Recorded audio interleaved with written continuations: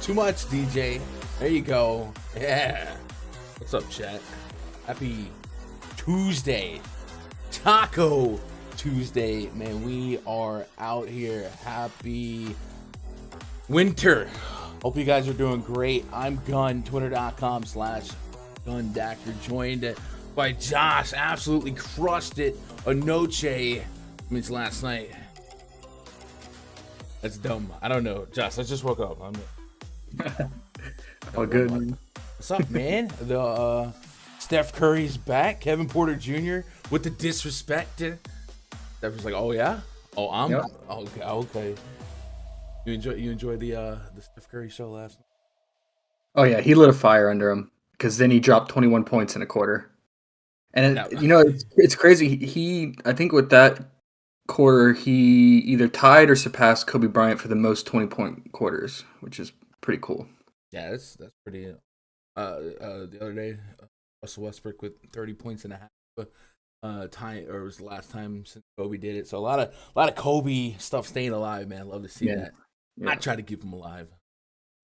Shout out to Kobe the GOAT. Man, fun sweats yesterday for props. The prop detector on point again. I don't think you've had any day I can remember where you had more picks wrong than right. So the plus in the units column is nuts. And then yesterday was a fun sweat because obviously on Prize, a lot of 4 or 5 pick flexes and power plays and stuff like that. And one of our favorite picks was Bam Adebayo over 4.5 assists. And for a while, he was at 4. And then what happened? They took him out the game, and we got stat corrected into a 5th assist. And that just bing-bonged so many cards. And it was the celebration in the Discord, right? Sometimes some of that bad beat goes your way. Good beat. Is that what happened? He got taken out the game? Man, was that the sweat of all sweats last night? The whole Run DFS community and Discord, I feel like we were in one of those ceremonies in a sweat tent, man, like all together, just like constantly talking and sweating it out because we had another prop that a lot of us were on, which was Amir Coffey 3.5 rebounds. Well, he was sitting at 3 with like 2 minutes left in the fourth quarter. He got the last rebound with like a minute something change. So we got that. We cleared that prop. And then we had the Bam prop. And they were getting blown out. It was like 5 minutes left. And he kept passing it to Hero. And he just kept missing everything. Same with Strauss. He was missing his threes. But they would make their threes when they would pass it to each other. But yeah, it was a stat correction. He dribbled the ball, I think, 1 or 2 times, and then passed it off to Strauss, who hit a shot. They didn't count it at first, and then afterwards they counted it. But I do want to say this. There's a special little thing that Gun does, and you can only find out if you join Run DFS. I'm not going to say what it is. You have to join. I mean, we could tell him, man. It's almost 100% hit rate. It's stupid. Do you remember the first? You remember? Were you in voice when it happened? When the first time I did it? So what it was? I was watching the World Series. Unlike the Astros, would have guessed, right? Jorge Soler is like coming up to the plate, and I was just like, we had probably like 10, 15 cats in voice. We're just vibing. I was like, "Our Father, who art in heaven, hallowed be thy name. Let Jorge Soler hit this bomb. That kingdom come. That will." Maybe it's a little blasphemous. I might have to pray on that. But like I got done with it, and then I heard, "No effing way!" And Soler blasted one. So it's just like it's kind of a I don't know, good luck charm now. It is. We can't. We have to be responsible with it. The power. We do. It's only special occasions, for sure. Special, yeah, definitely. It came through. It came. I mean, you did it, and at first it didn't look like it worked, but then, yeah, the stat correction came afterwards, and it was a good night for all of us. Yeah, it was fun. Really fun sweat. Yeah. Chat, how's that? I guess somebody said your mic was louder than mine. I moved my mic back some. I mean, I also like turn your volume down. It could just be like I said. I guess you guys can't tell because you can't see it, but I'm in a new location than I was yesterday for stream. So maybe the same. But how's it now? You good? You vibing? Yeah, everything all right? Onomatopoeia. Chat, we're going to talk about some props that are on the slate tonight. Of course, news is fluid. It's the NBA. Stuff happens. I literally did 4 streams, 4 pieces of content looking at the slate last night, and each time it was a different slate. Like, no Embiid, and then no Sabonis, right? And then we open up Isaiah. It was just no Darius Garland. It was a night for the news. It was a night to stay on top of it. For DFS, it absolutely buffs the cash line. For props, man, I love it. Prop hunting is way more profitable when people get rolled out because oftentimes the lines are not efficient. They don't really set it the way we or so. Tonight for the Prize Picks board. First of all, it is Tuesday, which means it's Taco Tuesday. Means we can open up the Prize Picks Discord, and how does this work? They do a voting Taco Tuesday players, meaning every Tuesday they discount 2 picks, I believe, a certain percentage, which will lean heavily for us to get action on the over. Obviously, it's a promotional thing, so I think they max it at like $25. But it's a cool little thing that PrizePicks does. So it looks like the 2 guys that are going to have a discount sometime today are Chris Paul and Fred VanVleet. So every vote counts, but it looks like assists are going to have the discount, and that makes a lot of sense. And then for Fred VanVleet, it looks like his assists are also going to have a discount. So if you are interested in Chris Paul or Fred VanVleet, this props today, you might hold out for their official Taco Tuesday promotions prop. So out to Prize Picks for that. Those usually go live in an hour or two and take advantage. Let's talk about this slate in general, and let's talk about some of the more key news. So the first thing I saw when I opened up this slate that I thought was pretty pertinent information was that Bradley Beal is out for a couple of games. And we have seen plenty of games this season without Bradley Beal. Now, almost every one of those games are a different version of this Wizards team that is not quite as healthy as they are today. Most of those games involve no Rui Hachimura. A lot of games for Monteros was down.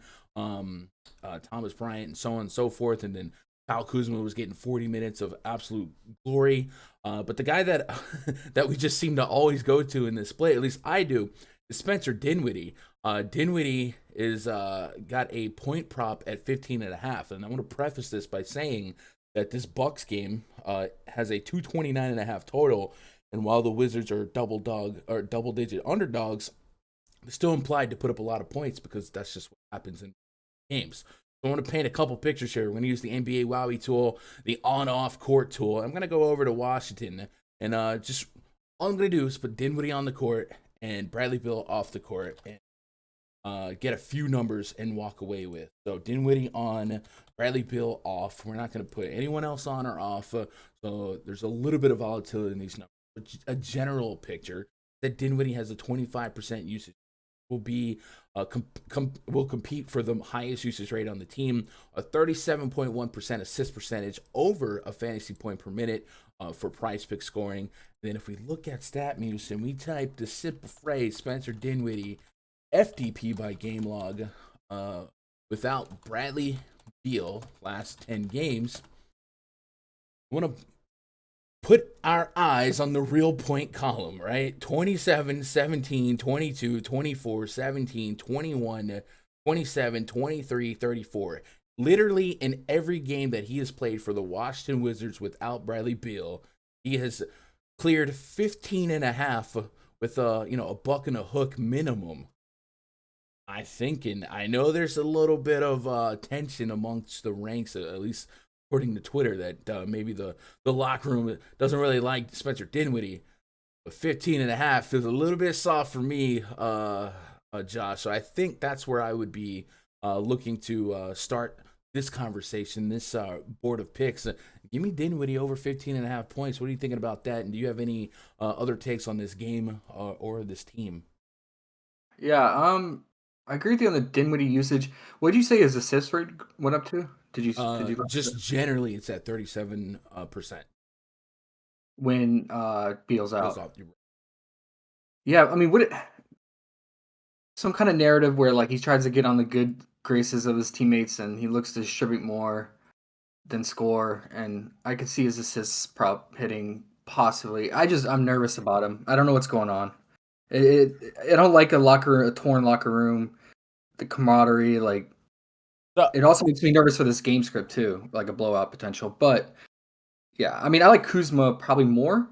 Um, the Bucks really struggle against big forwards like Kuzma. We saw Aaron Gordon have a field day on him Sunday. So Kuzma, I could get on his PRA. I like that more than his fantasy points because he turns the ball over a lot. so when we add Kuzma to the court with Dinwiddie, without Bradley Beal, Kuzma goes to a 27% usage rate. Assist rate only 13%. The Prize Picks fantasy points per minute 1.12.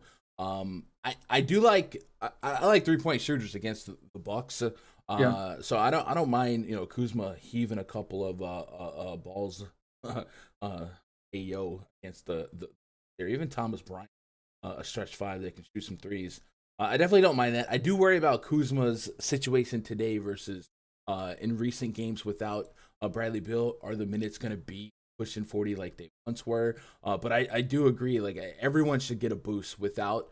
Not only just because Beal's out, but because of the game script, the game environment, fast-paced Bucks team. You're likely going to be playing from behind, and the Bucks will funnel teams to score from beyond the perimeter. I preach this. The Bucks right now are top 5 in points in the paint allowed, meaning it's hard to score within the paint. But when it comes to points via the three-pointer per game, they are the worst. Like they're funneling teams to shoot threes. So if you like some of these 3-point shooters for the Wizards, go for it. Yeah, I think that's a good starting point. Did you have any interest on the Bucks side? And I always talk about, if you're worried about blowouts, maybe that's where you key in on some first half props, looking at what might be on the table for the first half on this game. On the Milwaukee side, Giannis has 15.5 real point prop, 27.5 fantasy point prop. Middleton's at 9.5. Portis is at 14 fantasy points. Grayson Allen's at 9.5 fantasy points. Drew Holiday 17.5. And keeping an eye on the Wizards. Do we get Dinwiddie's prop cut in half? We do 7.5 real points, 17.5 fantasy points. While Kuzma's at 9.5 real points, and Thomas Bryant at just 5.5 real points, 9.5 fantasy points. If he starts, that feels kind of low. Would you be interested in any of these first half props to kind of ease potential blowout concerns? yeah. I mean, if first half props is your forte, I definitely like it. I tend not to do first half props, so I don't want to steer someone the wrong way. Um, for in general for the Buck side, I still like the Middleton's 4.5 assist. I was on that Sunday and he cleared that easily. And I like Drew's assist prop too. You drove the line up, bro. They moved it to 5 on. Yeah, I jumped on that early too. Um, yeah, so that makes me like I was kind of debating between Drew and Middleton's assist props because obviously I'm not going to play them together. Right. So that makes me like leaning towards Drew's a little bit more now. Yeah. Yeah, I mean, even if you were on the 5, I mean, if you like 4.5 and you just push on 5, whatever, still room for success. Yeah. Got Drew Holiday at 6.5. Sure, I can get. That's He's below also his season average. Yeah. okay. We love that. 35 fantasy. Middleton. Just keeping an eye on my fantasy. I got 41 PrizePicks fantasy points on Drew, 40 on Middleton, and 58 is fantasy points. Giannis, auntie got a poodle. They have that. I don't even 55. Ooh, that's really close to me. Full strength Bucks team. All right, good to know. What's up, chat? Shout out to the live chat. Yo, Dion here. What's the plays? EB, Mia Moore. My new place. Actually, I got closer to Danielle moving my office, but I can't see her like I could in my other office. So it's weird. What up? E made it happen. Dom Davis, Trent Jr. is dang near lock with real points. And yeah, I hope I didn't scare people off with Gary Trent yesterday. I just wanted people to know that his last 3 games, 2 of them were without Fred VanVleet, and 1 of them went to triple overtime. sure enough, he crushes it again. But there's definitely some run. I must say some run good, but he had some positive things going his way. 3 of his last 4 games Kuzma assist over. I can get behind that. Luke, shout out to Luke. Giannis over 10.5 rebounds looks nice. Completely agree with the Dinwiddie take. They've got to get some trade somehow. I can get behind that. Lorenzo says Bryant should start the next games. I have Bryant projected to be the starter, so I don't mind. I don't mind some of these early Bryant props. I still think his minutes are going to be a little bit questionable. They have such a deep front court, but he really profiles well for what succeeds against the Bucks, and that's 3-point shooting bigs, man. And Bryant will chuck some threes, and sure, a lot of people might not be familiar with Thomas Bryant. Hasn't played a whole lot this year, and then even bleeding back to last year, but to be a stretch 5 Milwaukee Bucks, I think. And I don't mind that first half prop here. I just don't know about his minutes. As the head coach said after Saturday's loss, the Grizzlies that Bryant will remain in the starting 5 for at least a few more games. Josh Robbins of The Athletic reports, quote, I want to see Thomas Bryant with the starting group. We're going to give it a handful of games to see how it goes. I think he's still working his starter last on a playoff team. Something to keep an eye on. I don't feel great about his minutes to take action on him in a parlay setting. Other news on today's slate. James Harden looks like he's going to play tonight. So maybe lines are a little bit more efficient on Kyrie Irving and Patty Mills. I don't think we have any, at last glance, we didn't have any Nets lineup, so I don't want to build what we do. We got Kyrie at 26.5 points with 5 assists. So let's just out of curiosity, click on Brooklyn. Now, we have like 3 games today with like a total pushing 230. Suns have a 230 total. The Spurs game has a 220 total. The T-Wolves game gets to 230, and I think we said that this Bucks game is knocking on the door 30. So plenty of high implied totals, which probably push us to liking a couple guys in their overs if the lines are soft enough. Looking at the Brooklyn Nets here, let's put Kyrie on the court. Also, I think it's worth noting that LaMarcus Aldridge is out for the Nets. And he has been a big part of that, at least their closing unit. Really strong piece off of the. So he might represent 10 to 20 real points that they need to compensate for down the stretch.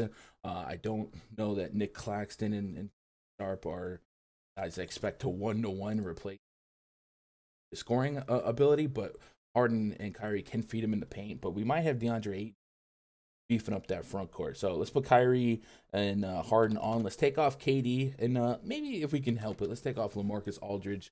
Kind of get some numbers to roll with here. Shout out to Flex. Water is wet. Might tap in with y'all on Discord. That's what why don't you jump on some of these prize picks shows. Harden has a 27% usage rate. Kyrie also at 27%.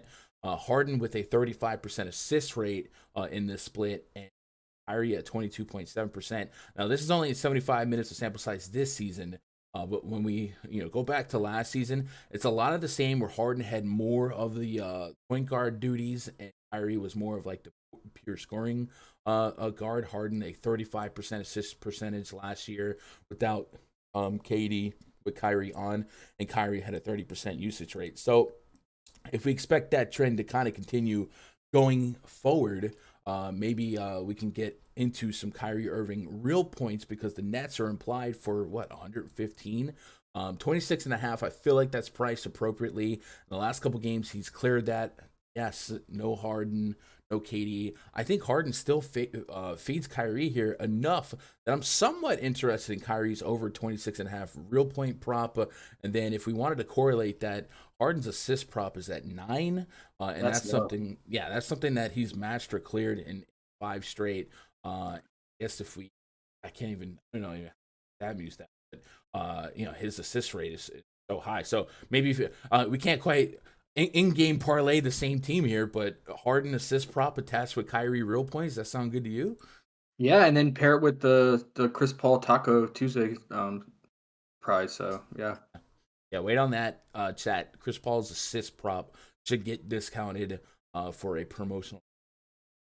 Did you have anything on this game other than just that side? Did you like any of the? Um, yeah, yeah, I'm with you on this net side. The Harden 9 assists just seems too low for me, and I agree with you could pair. I like the positive correlation with Kyrie's point total. On the other side, I was on Chris Paul's PRA, but now that the Taco Tuesday is going to be his assists, I'll probably just wait for that. But I'm waiting for. Have they posted Biombo's props yet? Uh, no, has Aiton news come out? I think he was already ruled out, right? Was he? I had him questionable like an hour ago, but Oh uh, yeah, he was upgraded. Yeah. You're right. Okay. All right. Well, let's wait on that. If Aiden's ruled out, we could get on some Biombo props for sure in this matchup. the other thing to watch is I don't know that Javale McGee is out either. Let me get caught up. Could be a little different. I still think Biombo more minutes than Javale McGee. That was the thing. Crowder as well. A lot of outs in his front court. Jay Crowder left, wrist injury, out against the Nets, and Jay Crowder both been upgraded to questionable. From the that was a little counter. Yeah. And then Javale McGee, I think Javale McGee is just straight up probable. So Yeah. I think if Aiton's out again, I think McGee starts. That was what we were seeing. McGee starts and Biombo outminted Well, him. he didn't start against the Spurs though, McGee. He didn't start Sunday. Was he out or was he? He Was was he? in. He Oh, he, okay, he just okay, he just didn't start, but he played 13 minutes. okay. Maybe they were Yeah. easing. That makes sense. Yeah. Prior to that, Biombo was getting more minutes behind McGee. All right, all right. All right. Yeah. Never I'm mind keeping then. up. All right, Yeah. so I know we're dying to talk about looking for revenge. Wendell Carter Jr. up Yeah. against his former team, the Chicago Bulls in Chicago. We like to pump the narratives up when it's in the city. Wendell Carter Jr. has had a recent nice success rate against his former team. Carter FTP by game log Bulls last 10 games.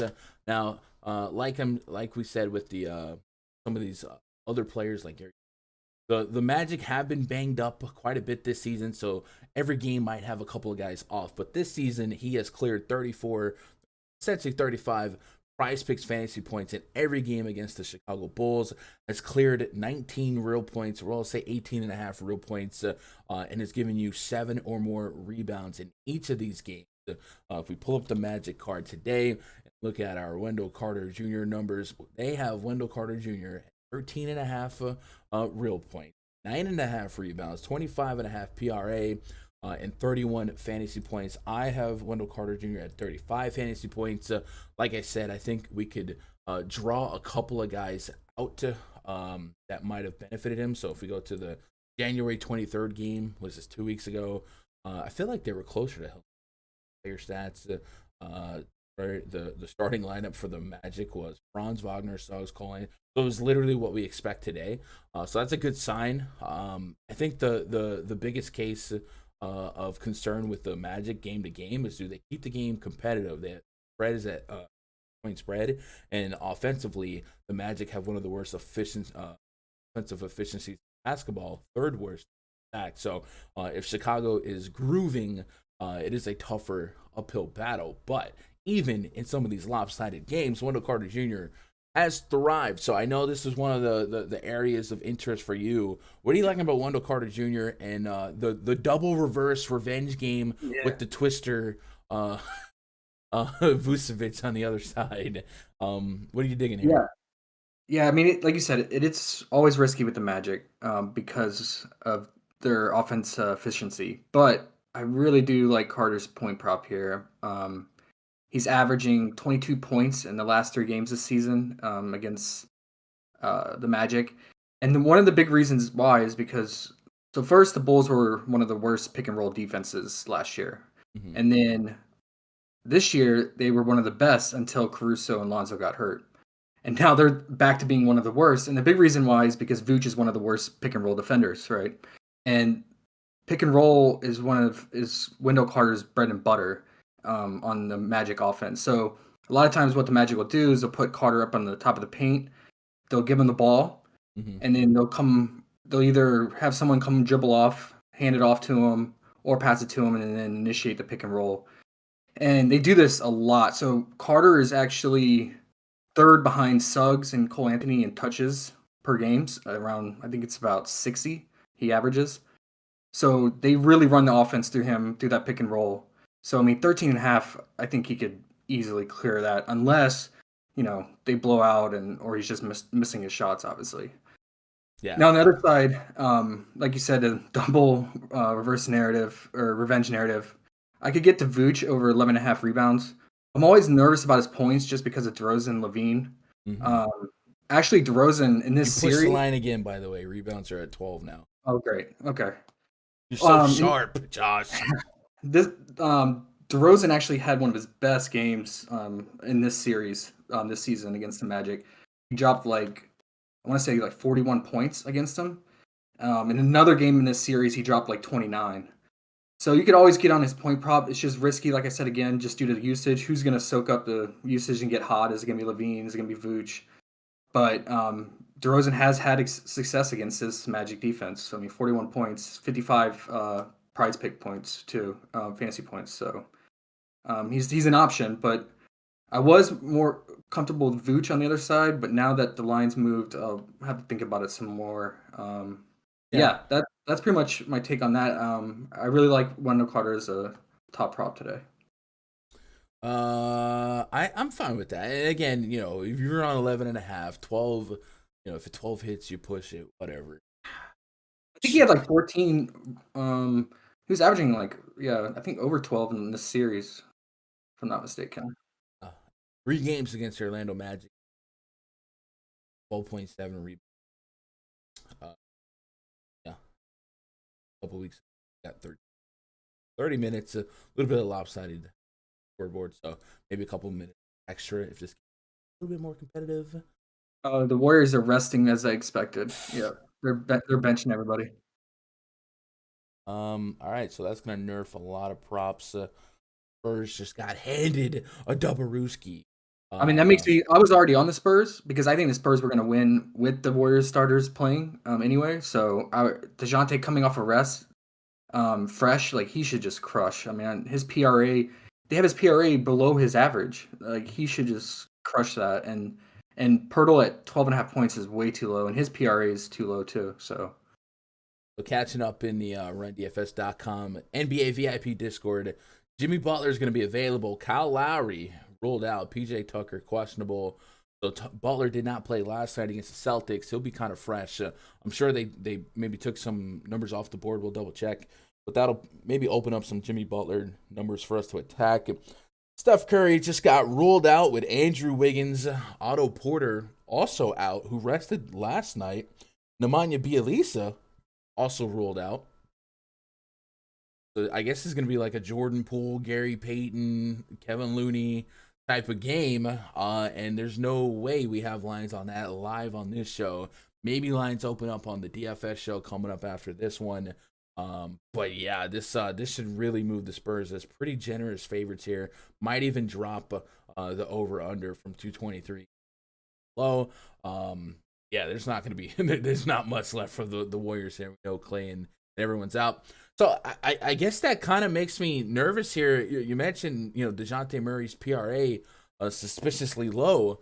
I mean, I hate to project and predict blowouts because it's so volatile.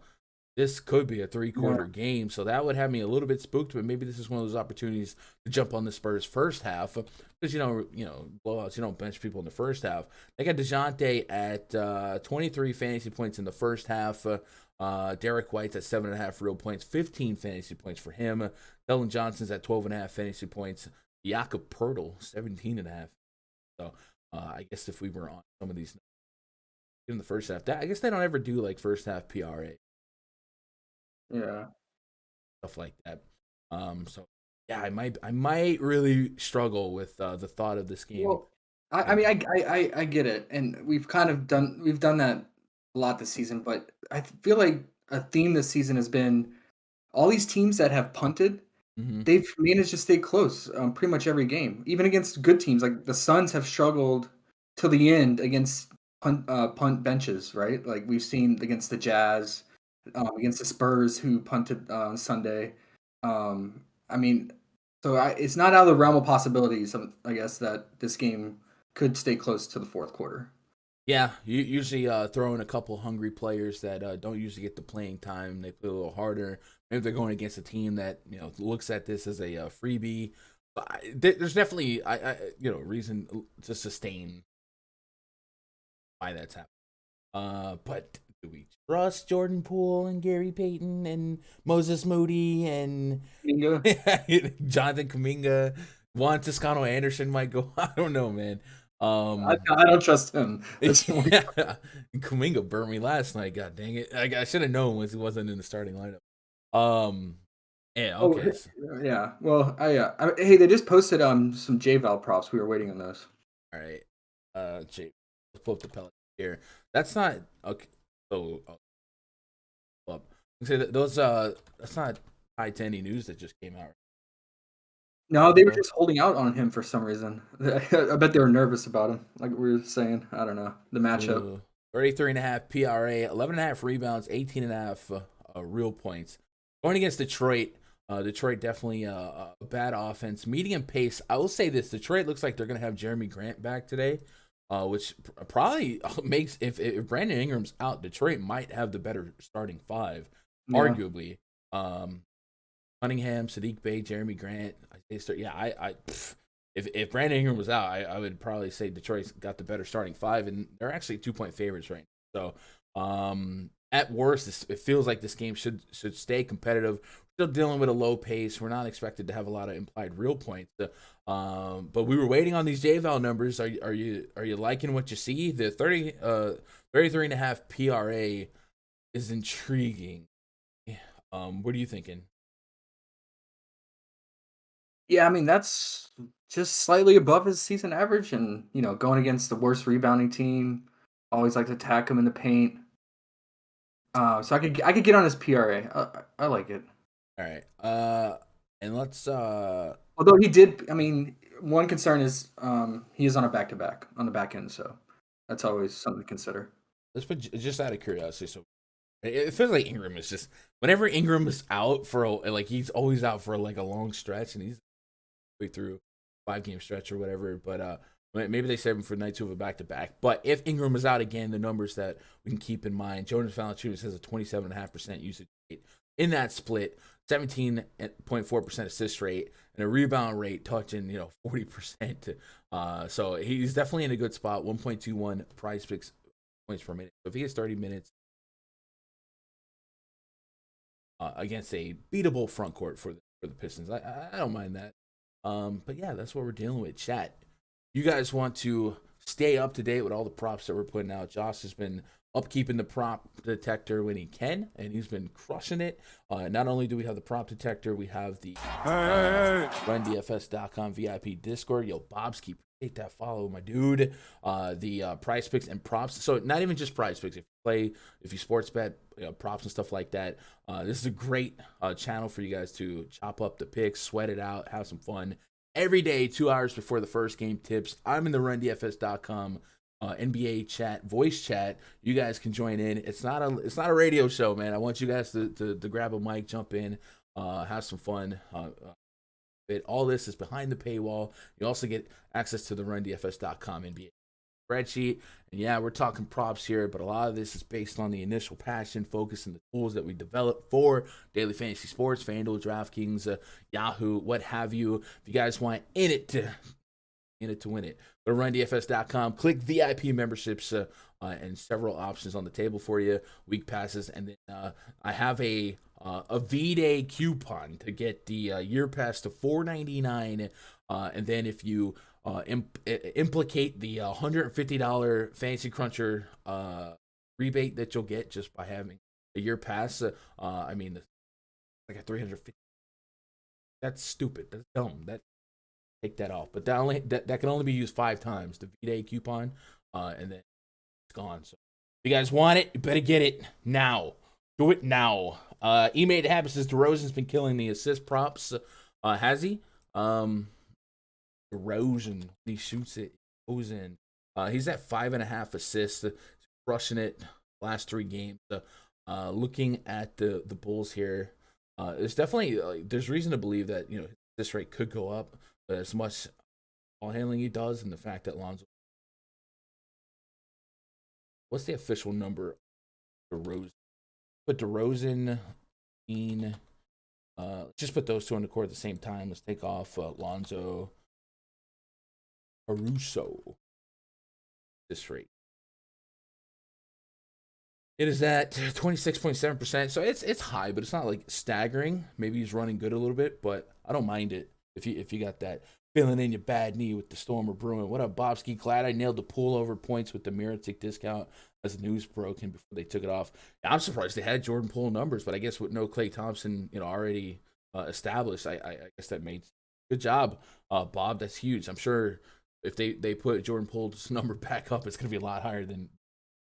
Same cases, Jakob Poeltl's been smashing his points prop. Yeah, and we talked about the Warriors' interior defense without Draymond. It's definitely a big step backwards. And now with no Wiggins, no Klay, all the season metrics go out the window. This is a backup squad. Right? Yeah, well, although if you think it's going to blow out, and another factor is that it's Drew Eubanks' birthday today, so stop it. There's not going to be Drew Eubanks props on Prize Picks. I'm saying it could affect Poeltl, right? Like they get him in there more minutes. It's like, it's his birthday. Jock Landale, sit this one out, bro. I gotta get Drew Eubanks. Oh man, that's hilarious. Hey, one other thing, key thing I wanted to ask you, kind of bounce off you, is does Gary Trent keep up this shooting streak, man? This is ridiculous. So last 4 games, he has made 9, 5, 6, and 5 threes. They got him at 3.5 threes today, and a very low fantasy point at 27. So I do think Gary Trent, just because he's a Toronto Raptor, he's live to play 40 minutes anytime he touches the court. If you start for Nick Nurse blows the whistle, game's going, he goes down and plays on his phone because he does not deal with rotations. So I think that many minutes makes you live. But I said it yesterday, 2 of these last 3 games, it was Charlotte and Chicago. Fred VanVleet was out, so there was more scoring and ball handling opportunities for Gary Trent. Against Miami, they went to 3 overtimes. He played 56 minutes. And then yesterday, had the benefit of a bottom 5 defense with no Trae Young. And was able to do what he's going to do. 20-plus shot attempts, I think, is a range of outcome for him. But I do think that maybe it looks better than it actually is. But I think all of his half of his shots, if not more, will typically be from behind the arc. 15, 10, 10, even with Fred VanVleet, most of his shots are going to be 3-pointers. So if I wanted to get the smallest number possible on Gary Trent, I'd be keying in on 3-pointers. And 3.5 feels pretty light against Miami. It's kind of like a Milwaukee Bucks situation. If you look at points in the paint allowed, Miami allows the fewest points in the paint. Bam Adebayo is a monster. PJ Tucker. So it funnels shot attempts to behind the arc. And Miami allows the 3rd most points per game via the 3-ball. That's Gary Trent Jr. So I'll co-sign that here. I just have to put an asterisk next to the last 4 games. So give me, I'll take that 3.5 threes for Gary Trent. Let's do it. No, I agree with you. It could be fool's gold, and he's a very streaky shooter. I mean, as a lot of shooters are, but especially him. I've seen him just tank a game and just miss everything. So yeah, I agree. In case I've been sneaking in some NHL picks. Yeah, I wish I could. I don't know. I can't know everything. But my boy Keg has been pumping out really, really good PrizePicks stuff. He does some NHL picks as well. If you guys, Green Check Mark, what up? Green Check Mark, birthday narrative, Owens revenge narrative. Let's go. Damien says, what up, Gun? Damien here. I don't do player props, but I think Wendell Carter Jr. is in the smash spot. He likes playing his old squad. Yeah, Damien, we talked about that earlier. I think everyone's sharing that mindset today. So Wendell Carter, the pressure is on, and we off. That is it for us looking at these props today. But the props don't stop because NBA more news is likely to come. I'm going to be live in another 15 minutes, revisiting each game a little bit more in depth, diving a little bit deeper on game situations, more news as it comes out and talking about these games from a FanDuel, DraftKings, Yahoo standpoint. But we'll still try and key in some PrizePicks thoughts and hopefully more lines develop, more lines come out with some of this news coming out. So, Josh, any lasting words or any pick that you need to squeeze in there? No, I mean, it got me nervous about the Wendell thing. Everyone's kind of on it. I'm more on it, not because of the revenge, but more because of offensive scheme and matchup. Like I said, the pick and roll against Vooch is prime. So, yeah, I hope it works out. And if you're watching this and you're not on PrizePicks, get on PrizePicks. Use code Gundacker. They'll match your first deposit up to $100 instantly. No slow drip, none of that nonsense. It's a good way to support the stream, support the channel, and keep this free content. I love you guys. Hope you crushed it. Good luck. God bless. And go win some money. Goodbye. Bing bong.